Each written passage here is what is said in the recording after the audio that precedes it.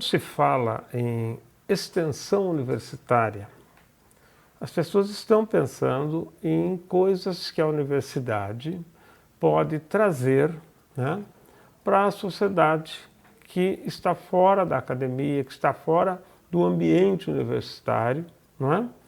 E que pode usufruir de produtos da universidade. Muitos deles estão ligados à educação, né? Até coisas práticas que possam fazer, enfim. E isso é uma coisa muito comum dentro da universidade, né? Hoje, pra vocês terem uma ideia, nós temos universidades, não era assim antes, mas hoje é, né? E que se tem lá pró-reitorias de extensão universitária, assim como tem pró-reitorias de pesquisa e pós-graduação, pró-reitorias de graduação, pró-reitoria de planejamento, tá? Então, existe isso daí mostrando a relevância disso. Por quê? Porque a universidade está formando pessoas e ela, nesse processo todo, existe uma obrigação social, de certa forma, de trazer algum benefício para a população em geral. E uma questão que eu fui alertado sobre ela por um professor, isso quando eu estava no começo do meu mestrado, então deve ter sido coisa lá de 79, 80, né? 1979, 1980, por aí. O que aconteceu? Né? Eu sempre tive o que todo mundo tinha, horas, extensão universitária, né? Então vamos fazer alguma coisa para ajudar esse bairro, para ajudar a sociedade aqui, vamos coletar alguma coisa para lá, para cá, defender alguma coisa. Hoje nas mídias sociais você vê as pessoas montam grupos, montam setores dentro da mídia social, né, específico para certas ações que podem ajudar. Não há problema nisso, né?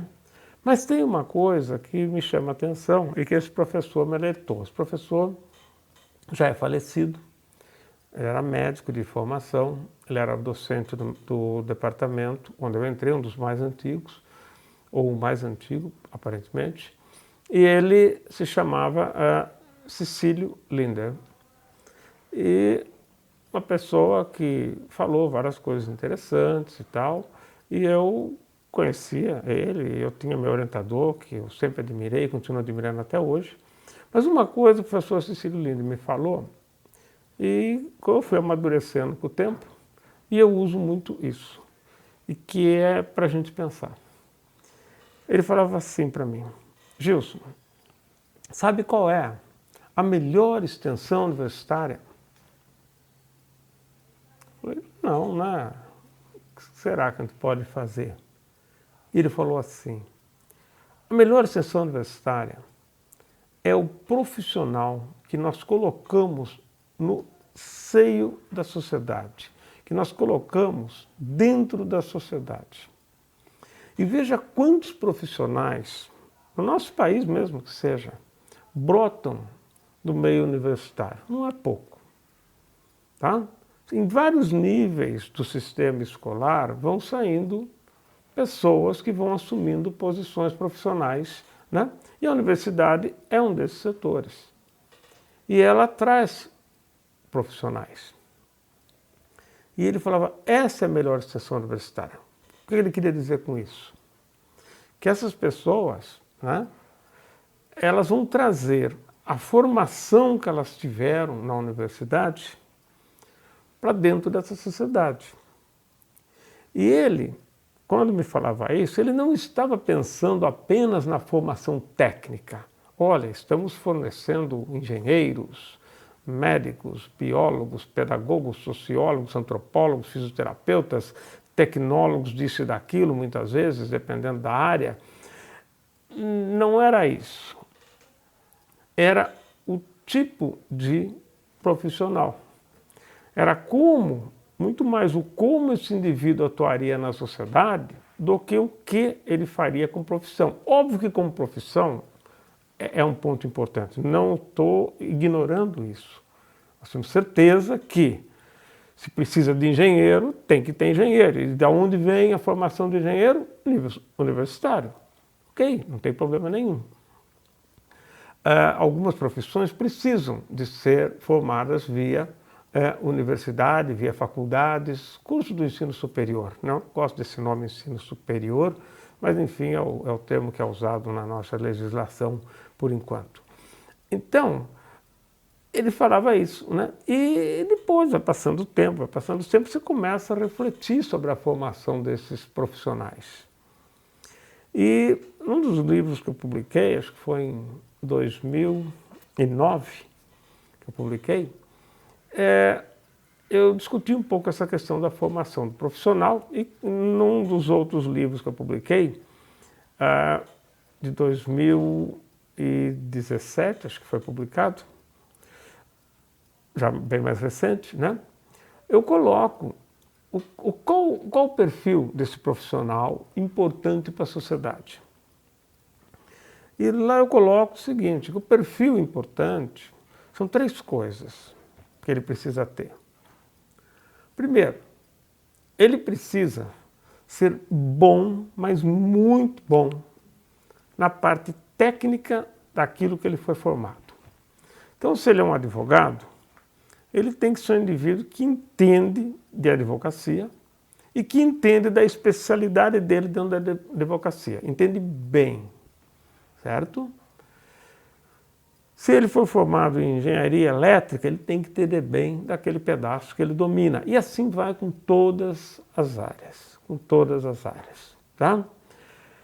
Essa é a parte da formação especializada dele. E isso, normalmente, as universidades trazem para a gente. Lógico, um pouco melhor, um pouco pior. Não é uma coisa só da universidade, é um tempero entre a universidade. Quando eu falo universidade, eu não estou significando faculdades, institutos, coisas que, né, possam até não ser chamadas de universidade, mas que estão no ensino superior. Então, quando esse indivíduo passa por aquilo, a universidade dá um perfil para ele, ou tem um patamar que ela dá, pode ser melhor ou pior, mas é uma interação com esse indivíduo. Então, às vezes a universidade nem é tão top de linha, mas o indivíduo faz a diferença, ele sai um excelente profissional. Às vezes a universidade é muito boa, mas o indivíduo é muito chegado, sei lá o que acontece, e acaba saindo um profissional mediano, alguma coisa assim. Tá bom. Esse é um quesito. Segundo quesito, esse indivíduo entra na sociedade, ele não é apenas um profissional daquela especialidade. Ele é um indivíduo que é, antes de tudo, um cidadão. Que cidadão é esse? E um ponto importante que aparece nisso é o quanto ele conhece de outras coisas. Porque é exatamente, né, o quanto ele conhece de outras coisas que vai dar a ele uma visão geral que é muito importante para quem atua no campo específico. Porque senão esse indivíduo se torna uma pessoa tão bitolada, né? Ele não conhece notícias que estão acontecendo para o mundo, ele não conhece nada de economia, nada de psicologia, nada de sociologia, nada de arte, nada disso, nada daquilo. E esse indivíduo fica frágil, tá? Frágil, né? A ponto de se tornar alienado em algumas questões, e não poucas. Esse é o ponto. Em algumas questões todos nós somos alienados de certa forma, né? Mas o indivíduo que trabalha com uma certa diversidade de conhecimento, ele é um indivíduo que até o que ele não conhece ele consegue julgar melhor, não é? Porque ele tem uma visão mais ampla. Então esse segundo ponto, conhecer além da sua especialidade, é fundamental também para o bom profissional. De um lado, serve para o próprio profissional, porque em várias áreas o crescimento profissional não vem da especialização cada vez maior. Ao contrário, vem da abertura. O indivíduo entra como um técnico em informática num determinado lugar, né? Ele entra lá numa empresa, dali a pouco ele começa a crescer, ele vai para onde? Ele vai para controlar grupos. Ele vai para coordenar. Quais são os conhecimentos e as habilidades necessárias nesse setor? Quando ele chegar lá no topo, provavelmente ele não está usando a questão da especialidade dele. Ele está usando outros saberes, outras habilidades, né? Ele vai para um gerenciamento, para uma diretoria, ele vai para uma vice-presidência, uma presidência, né? Então é lógico que ele entrou como um microbiologista e ele sai como vice-presidente da empresa.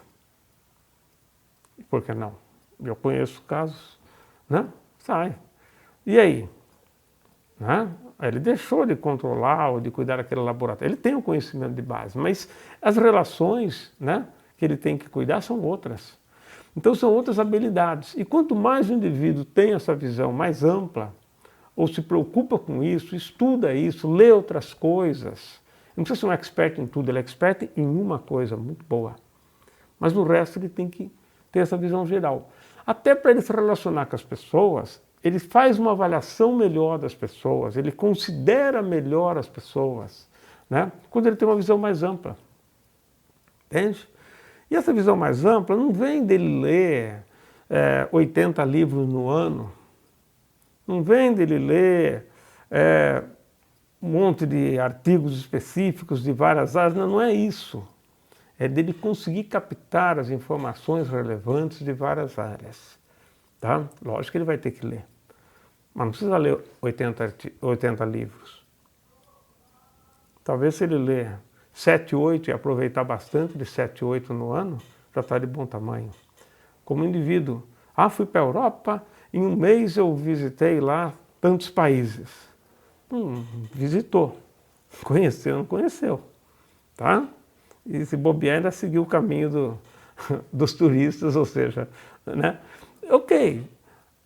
Agora, é mais importante, às vezes, você visitar um país ou 2 países e conhecer um pouco mais aquele povo, para aprender com eles. Não é? Então, esse segundo segmento do profissional é ampliar sua visão, ampliar seu leque de abordagem, sendo especialista numa coisa. Segundo ponto. Tá? Terceiro ponto.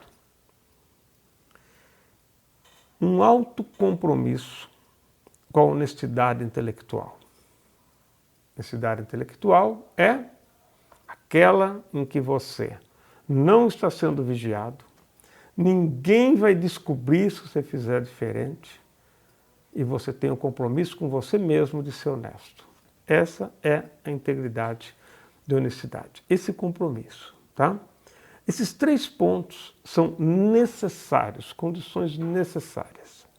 Agora voltamos à universidade e à produção, vamos chamar assim, de profissionais para a sociedade. Como estão sendo pensados, como estão sendo formados esses profissionais? Eu sei que se perguntar, todos vão dizer que está uma maravilha e que o que a gente está vendo por aqui não existe. Né? Não existe. Porque tudo é maravilhoso, né? Então tem alguma coisa errada nesse sistema. Tá? A preocupação com a técnica ela é importante, mas se a gente não pensar o ser humano, pelo menos com esses 3 blocos, que eu diria para mim eles são os principais, né? Pelo menos com esses 3 blocos, né? Compromisso com boas práticas, com ser um bom ser humano, uma visão ampla para poder melhor ter referenciais e avaliar e julgar as coisas, e capacidade técnica naquilo que é exigido dele, enquanto ele é aquele profissional daquele diploma que ele obteve. Não é? Então veja, a gente vê muitas vezes a universidade fazendo aqui, ajudando aqui, ali, lá, e não sei o que e tal, formando pessoas com alta capacidade técnica, mas no ponto de vista de visão geral e de compromisso moral e ético, provavelmente isso vem do que veio até antes da universidade.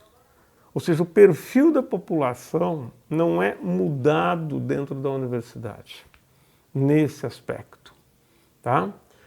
Óbvio que há professores que atuam nesse sentido. Imagino eu que não seja a maioria. Óbvio que há pessoas que têm vontade de fazer a coisa certa. Óbvio também que tem pessoas que já escolheram a profissão pensando em si próprio, pensando em si próprio para ganhar mais dinheiro. Ou seja, ele não pensou além dele. O profissional que se coloca no meio de uma sociedade tem que ser pensado em termos dessa sociedade. Eu costumo falar uma coisa que, se pensar bem, eu acho que faz muito sentido, por isso que eu falo, mas eu acho que talvez vocês concordem comigo, espero que sim. Se não concordar, não tem problema, põe aí, mas pelo menos pense a respeito. Que é o seguinte: se todo profissional formado pelas universidades seguissem estritamente o que está escrito no juramento da profissão deles, que eles falaram no dia da formatura, eu garanto que a gente vivia um mundo melhor. Porque vocês sabem que a coisa não é bem assim. Mas todo mundo jura e promete aquilo. Então eu digo que a melhor extensão universitária realmente eu concordo com o professor Cecílio Linder, é o profissional que a gente coloca na sociedade. Agora começa o processo de começar a repensar quem é esse profissional que nós estamos colocando. Formar robôs é fácil. Formar gente, ser humano, não é tão fácil. Mas é o necessário. Nós temos que formar pessoas reflexivas e pessoas que tenham um compromisso de melhorar a sociedade, não apenas se melhorar. Se melhorar vai acontecer. Num país, se eu pegar o Brasil, um país pobre educacionalmente, como nós somos, um país como esse, é fácil você produzir alguém que vai trazer alguma melhora, porque não precisa mudar muito. Se fosse um país já num nível muito bom, melhorar era mais difícil. Talvez não precisasse melhorar tanto, o nosso precisa. Qualquer avanço nesse sentido é muito bom. Então, ao invés de se preocupar só com os detalhes específicos do conteúdo da disciplina que você ministra, se é professor, pensa no aluno que você está formando. Pensa nos valores que estão ali envolvidos. Não é pregar ideologia, ao contrário. É trazer questionamentos, fazer essas pessoas pensarem.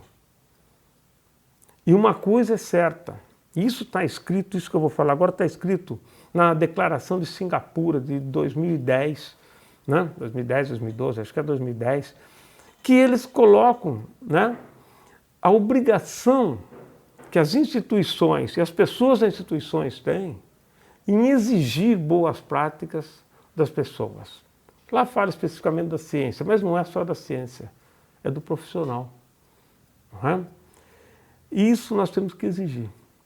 Quando o aluno faz coisas erradas e não vira nada, não acontece nada, exceto o erro que ele cometeu, nós estamos sendo coniventes. Nós temos que chamar esse aluno, nós temos que conversar. Muitas vezes alguém não falou nada para ele lá atrás. Ele vem de uma formação que não discutiu certas coisas. E muitas vezes ele não entende a necessidade de coisas exatamente porque ele tem uma visão estreita. O negócio dele é produzir coisa. Ele aprendeu aquela técnica, está fazendo aquilo e reproduz. Né? Está na hora da gente começar a pensar nisso. Olha, já passou da hora. Mas nunca é tarde desde que se comece. Nós temos que pensar nisso, a universidade tem que pensar nisso. Isso vale só para a universidade? Óbvio que não. Vocês sabem muito bem. Mas eu estou focando na universidade, nesta fala. Mas isso é muito mais transversal para outros setores da formação profissional, a gente sabe disso. Não é? Enfim, gente, esse era o papo que eu queria trazer para vocês hoje. Espero que vocês possam aproveitar. Se gostar, curte aí o canal. Se não gostar, me critica, me fala, deixa eu saber, porque sem saber eu não consigo mudar. Né? E vamos em frente, espero que vocês possam também sugerir temas para a gente, que vai ser um prazer conversar sobre isso. Obrigado.